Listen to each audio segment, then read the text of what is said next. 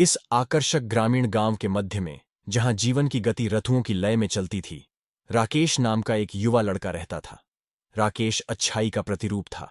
अपनी चमचमाती नीली आंखों, धूप में चूमे हुए बालों और सदैव प्रसन्न स्वभाव के कारण वह उन सभी का प्रिय था जो उसे जानते थे। राकेश के दिन दयालुता के सरल लेकिन सार्थक कार्यों से भरे हुए थे।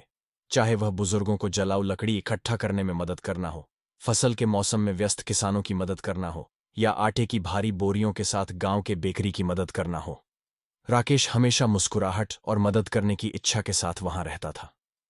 उनके पसंदीदा कार्यों में से एक गांव की सबसे प्रतिष्ठित बुजुर्ग श्रीमती थॉम्पसन को बाजार की साप्ताहिक यात्रा में मदद करना था।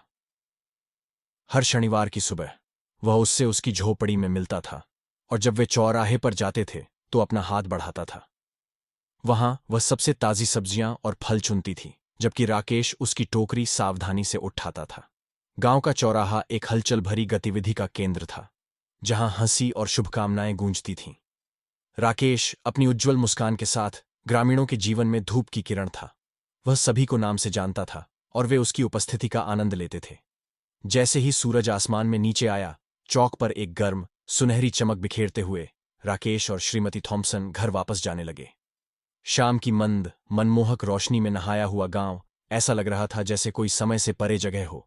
यह एक ऐसी जगह थी जहां दयालुता पनपती थी, जहां लोग एक दूसरे की परवाह करते थे और जहां ग्रामीण जीवन की सुंदरता का जश्न मनाया जाता था। राकेश गांव का अच्छा लड़का, करुणा और समुदाय के स्थायी मूल्यों का एक प्रमाण था।